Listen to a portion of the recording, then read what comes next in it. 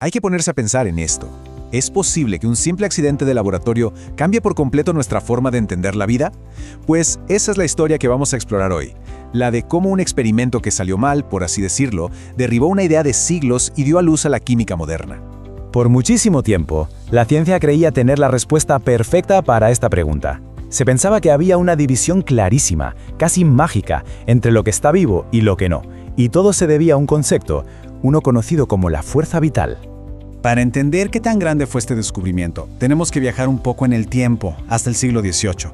En esa época, los químicos veían el mundo de una forma muy distinta, como si todo estuviera dividido en dos reinos que no se podían mezclar. A esta idea se le conocía como vitalismo. La creencia era que los compuestos como el azúcar o las proteínas no estaban hechos solo de átomos y ya.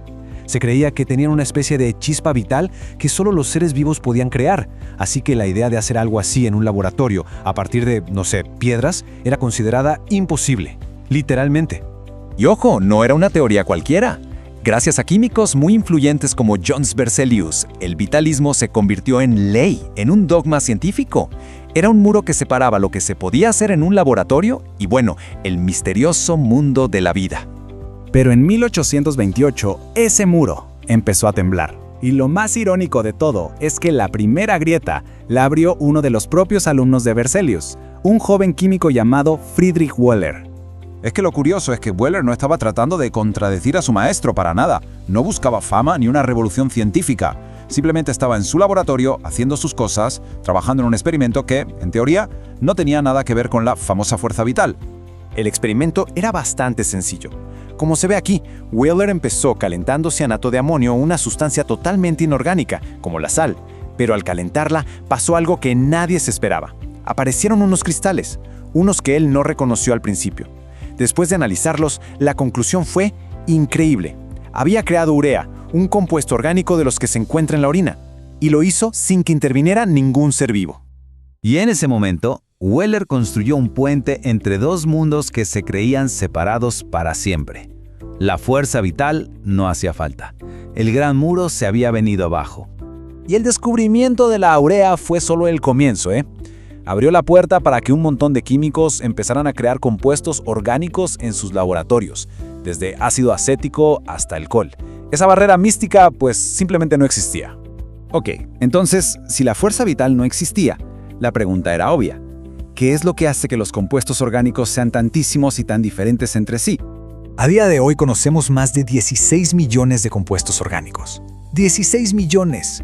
¿Cómo es posible tanta variedad? Pues la respuesta no estaba en una fuerza misteriosa, sino en un solo elemento, el carbono. Lo irónico es que el mismo Berzelius ya se había dado cuenta de que todas las sustancias orgánicas tenían carbono. Pero fue hasta después del experimento de Wöhler que la ciencia se empezó a preguntar, ¿qué tiene de especial este átomo? El secreto del carbono no es nada mágico, es pura estructura. Su átomo tiene una habilidad increíble para conectarse. Puede formar 4 enlaces fuertes a la vez y, lo más importante, puede unirse a otros átomos de carbono para crear cadenas larguísimas y estructuras súper complejas.